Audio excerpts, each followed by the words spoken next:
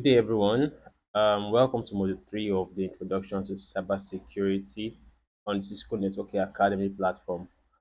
This is Module 3, and we'll be looking at the topic protecting your data and privacy. In this module, we'll be treating protecting your devices and network, data maintenance, who owns your data, right? And we're going to be looking at how to develop strong passwords. We'll also look at safeguarding your online privacy. Remember, in our previous modules, we talked about um, online identity and normal identity. And lastly, we'll be treating discover your own risky online behavior. So, that's going to explain ways to enhance your security of online data. Let's dive into it. Protecting your device and network. So, there are some tips you need to have in mind as a user of the internet or user of technology in order to protect yourself from cyber attackers. So some all the tips include the first one, you have to turn on your firewall. So you should at least have or use one type of firewall, and the firewall can either be set up on your PC, right? It could be a software installed on your PC, or it's a physical device, or that is connected to your router. So the reason for the firewall is to protect your device from unauthorized access. So firewall should always be turned on and constantly updated to prevent hackers from accessing your personal or organizational data. The next tip is install antivirus and anti-spyware softwares. So malicious softwares such as viruses and spyware are designed to gain unauthorized access to your computer data. And once these malwares are installed on your PC, it can destroy your data. They can slow your computer down.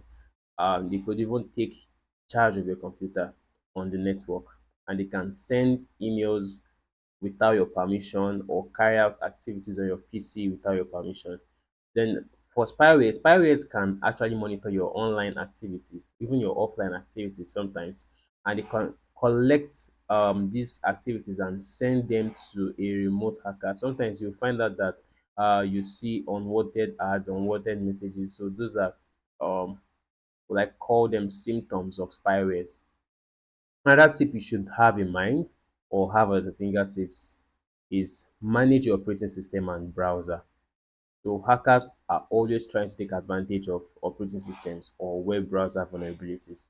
So it's important for you to always set your security level on your operating system to highest or at least medium level. All right. So you should also regularly update your computer operating system and your browser. The reason why updates and patches are released regularly are to enhance security most of the time. The last tip you should always have as a user of the internet or user of technology is setting up password protection. Ensure all your computer devices are password protected. This prevents unauthorized access from your devices. So stored information, especially sensitive or confidential data, are mostly stored in your um, gadgets. So you should always encrypt those data or protect your devices at least from unauthorized access by setting up strong passwords. We're going to when we dive deep into passwords, we're going to look at how to set up strong passwords. Now let's look at the wireless network security at home. The wireless network allows Wi-Fi enabled devices to connect to the network by the way of an SSID, right? So your wireless router can be configured to not broadcast its SSID, but there needs to be an adequate security for a wireless network. Hackers will be aware of the preset SSID and default password. So it's very important that you change the default SSID to a custom SSID and change the default password to a custom password. Because once an hacker knows that it's a particular kind of router you're using, they can always just simply go and check online, get the default SSID, and from there they can um, create a a duplicate Wi-Fi or internet access with the same SSID, remove the password, and your device can log into that or connect to that particular Wi-Fi network without validation. Furthermore, you can encrypt wireless communication by enabling wireless security and the WPA2 encryption feature on your wireless router. But even the WPA2 encryption has a vulnerability that was discovered 2017. Now, this vulnerability is called or it's called cracks, right? So key reinstallation attacks, which was used by attackers to break into the encryption between a wireless router and a wireless device, so giving them access to network data, and from there they do their job, their dirty jobs. So this flow affected or is affecting all modern Wi-Fi networks. And to mitigate this solution, you should always update your wireless devices as soon as security update and patches are available. And in the cases where you can use a network interface card, or maybe your device has a network interface port, always use a wired connection to your router. This helps secure you better, right? Or you could use trusted VPN services to access your wireless network. So this helps in conceal a huge amount of your activity on the network. Let's look at public Wi-Fi risks. When you're away from home, you can access your online information and surf the internet via public wireless networks or Wi-Fi hotspots, right? But there are a lot of risks involved in connecting to public Wi-Fi network. A hacker can also be connected to that network and be listening for packets that are being transmitted over the network. And by using this some of their tools, they can get to know your password, they can get to know the kind of site you visit, they can get to know your identity because you are using those because you're using the public wireless network, and your data may not actually be encrypted. So it would help if you continuously verify that your device is not configured with file and media sharing and requires user authentication with encryption. Because once file and media sharing are enabled on your device, for example, your PC, anybody that is connected to that network will be able to access your files. The only next step of protection for that kind of let's say issue lying around is that your files are password protected, or nobody can gain access to those files without encrypting your passwords. But then there are also ways to reinforce past passwords these days. So you should also use an encrypted VPN service to prevent others from intercepting your information. That is known as eavesdropping. That's exactly what I was explaining previously for a public wireless network. So if you're working in an organization, you know most times your organization might give you a PC to use, and let's assume you forget your MiFi, a portable pocket Wi-Fi at home, so you can connect to a public network using a VPN. Now, using a VPN helps to secure and encrypt your connection um, between or to the internet, right? So it stops hacker from being able to eavesdrop on the packets that you are sending over the network. So even hackers intercept a data transmission in an encrypted VPN tunnel. They cannot decipher it due to the advantage of using VPNs. So what about strong passwords? Here are a few tips for you to help you when choosing your strong passwords or when creating passwords. Do not use dictionary words or names in any language. Very, very bad. A lot of people use that. Do not use common misspellings of dictionary words. I have actually done this before. I'm guilty of this one. If possible, use special characters such as your exclamation mark, your at sign, your pound sign, dollar, percentage, carat, your ampersand, asterisk, and your parentheses. Do not use computer names for account names or account names. Use a password with more than 10 characters. more than 10 characters. There's a new standard. I know before it used to be 4, then it changed to 8. Now it's even 12. All right. Ensure your password is longer than 10 characters. This gives hackers a tougher time to decipher your password.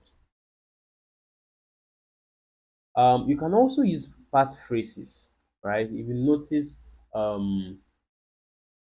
in some blockchain applications or cryptocurrency trading applications, passphrases are enabled. So passphrases are way more harder to crack than passwords because they are longer.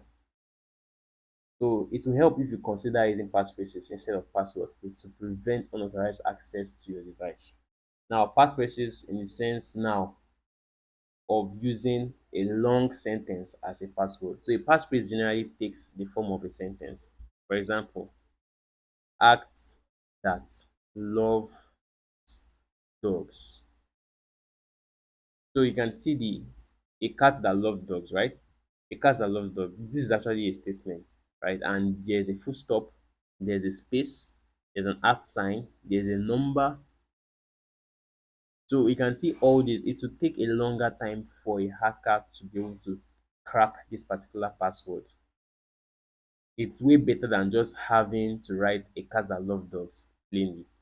So making it easier for you to remember because it's only you that know or come up with the statement.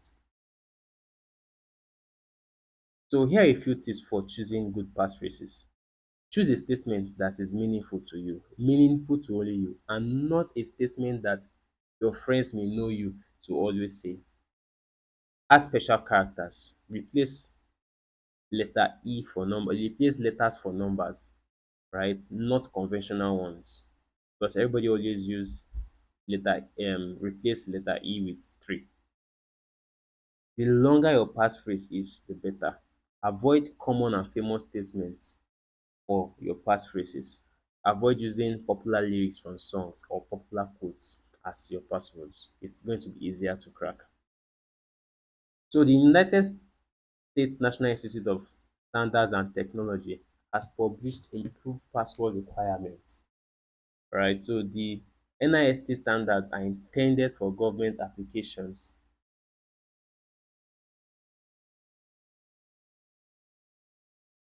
but can also serve as a standard for other sectors. These guidelines aim to place responsibility for user verification on service providers and ensure better experience for users overall. Now, these rules or these guidelines states that password should be at least 8 characters, but not more than 4 characters. Common, easy guess passwords such as password or ABC123 should not be used. No composition rules should exist, including lower and uppercase letters and numbers.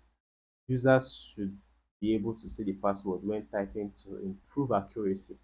All printing characters and spaces should be allowed. There should be no password hints.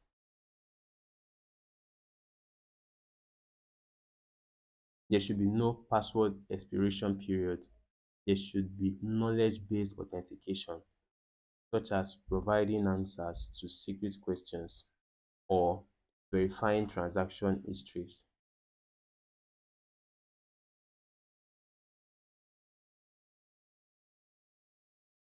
Now let's look at data maintenance.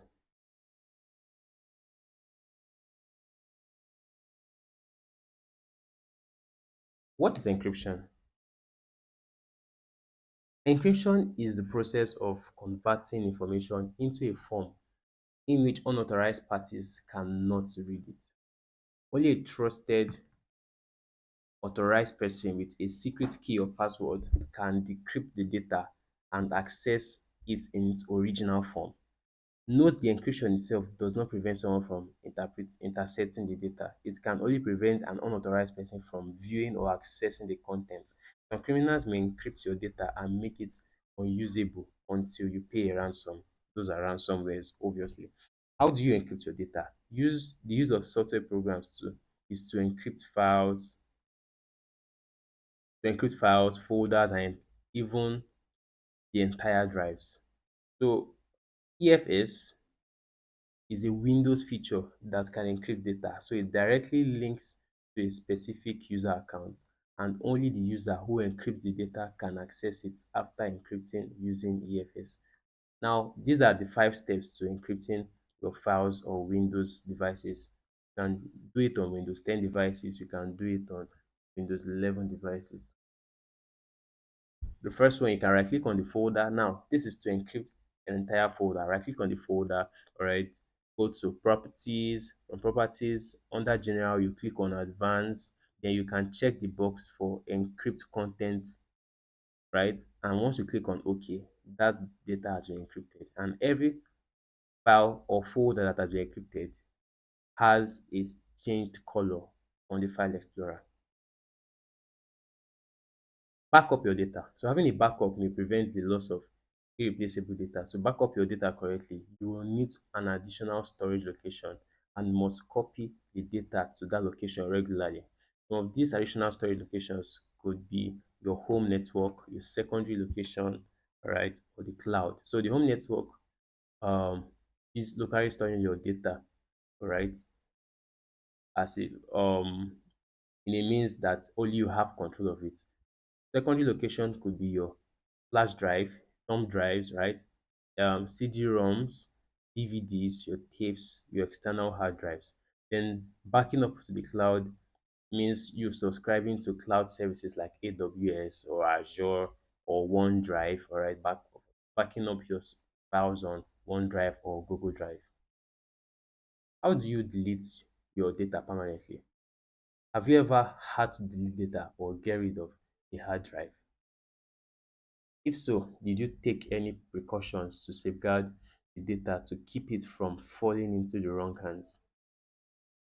What should you do to ensure you delete your files securely and permanently? So to erase data, so it is no longer recoverable, it must be overwritten with ones and zeros multiple times using tools specifically designed to do just that. Delete from Microsoft claims to have the ability to remove sensitive files together, shared for Thread for Linux, and Secure Empty Trash for Mac OS X claim to provide a similar service. So the only way to ensure that data or files are not recoverable is to destroy the particular hard drive or storage device physically. Many criminals have taken advantage of files, though it has though to be impenetrable or irrecoverable. So that's why organizations, when they are changing devices of their staff, they ensure they destroy all the hard drives. Who owns your data? Understand the terms. The terms of service will include some sections from user rights and responsibilities to disclaimers and account modification terms. The data use policy outlines how the service provider will collect, use, and share your data.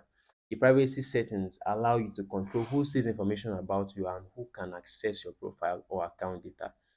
Security policy outlines what the company is doing to secure the data it obtains from you. Now, all these information are always provided in every single application we download from the official Play Store or website, because you really need to know what your data is being used for.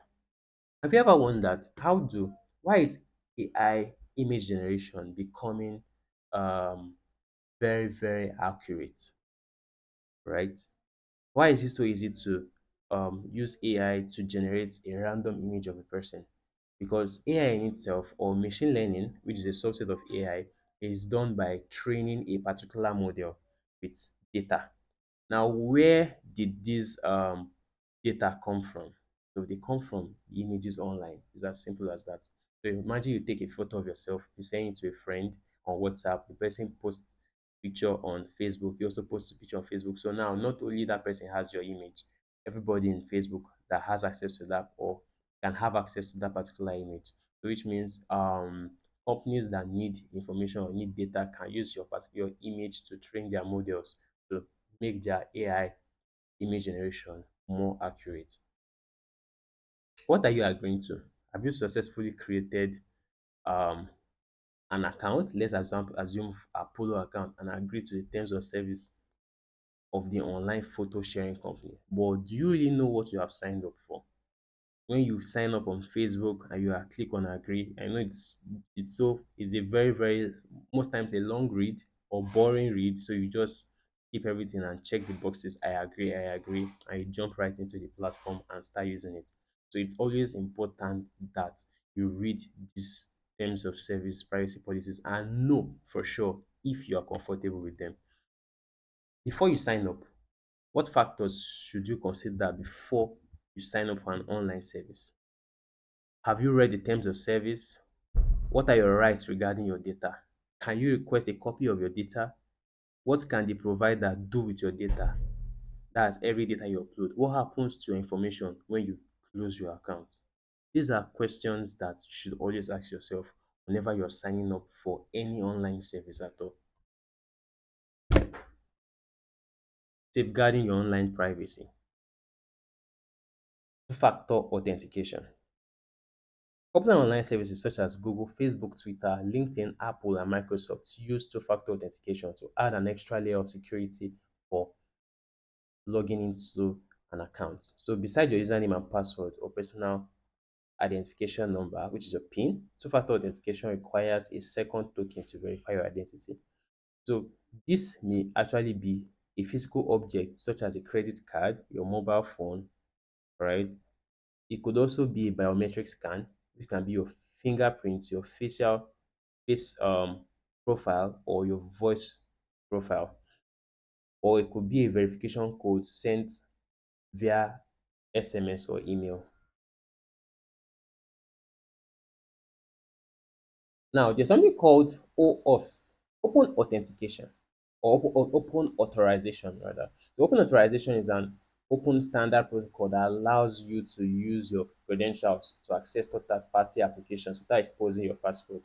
So what does this mean, or how is it done? It means, for example, when you want to sign into a platform, for example, Cisco platform, you can see signing with Google. So it is open authorization that enables you to sign into a Cisco platform using your Google account. So you don't necessarily need to impute a username and password, but from open authorization service, all right, um, your all your information can be verified, and you'll be able to launch into your profile on a particular platform. So, but you must be logged in to the e-learning portal to do so. If you can't remember your login details, that's okay. The portal allows you to log into your credentials from a social media website such as Facebook or via another account like Google. And speaking of networking, Cisco Networking Academy. So when you log into Networking Academy, even if you forget your password, you don't need to go and click on reset password. Just sign in with Google or sign in with Facebook. So instead of having to reset your password details, just use any of that. Email and web browser privacy. These problems can be minimized by enabling the in private window mode for your browser. So this in private window mode can be called different things in different browser. For example, in Safari, it's called private browsing. In Mozilla Firefox, it's called private tab or private window. In Google Chrome, it's called incognito. In Microsoft Internet Explorer, it's called in private mode. How does the in private mode work? So the private mode, when this private mode is enabled, cookies, right? Cookies are disabled. Now, cookies are files saved on your device to indicate your visited websites. The website uses cookies just to um, optimize your experience, right? So therefore, remove any temporary internet files and delete your browsing history when you close the window or program. So that's what in private mode do, or your private mode do. So this may help prevent others from gathering information about your online activities and enticing you to buy something with targeted ads. So even with private browsing enabled and cookies disabled, companies are constantly developing new ways of fingerprinting users to track their online behavior. Discover your own risky online behavior. So it's very important that you are understanding or you are conscious of the way you navigate the internet. All right, be careful of the information you give. Don't just sign up on any platform. Don't just repeat the using of passwords. Some people, when they sign into a platform using their email, they use the exact same password they use in their personal email to sign on those platforms. And when these companies experience security or data breaches, hackers have access to your information. They have access to your emails and passwords. So once they see your password, or once they see your password and they try it and it works, they try it for your personal email, and once they sign in, it means they already have access to your email. And guess what? Usually use your email as backup for a lot of platforms. And from there, especially your bank information. Maybe your email works with your bank. So they can have access to your financial record, and from there they can begin to plan and exploit. So be very, very careful and conscious of your behavior on the internet. Thank you.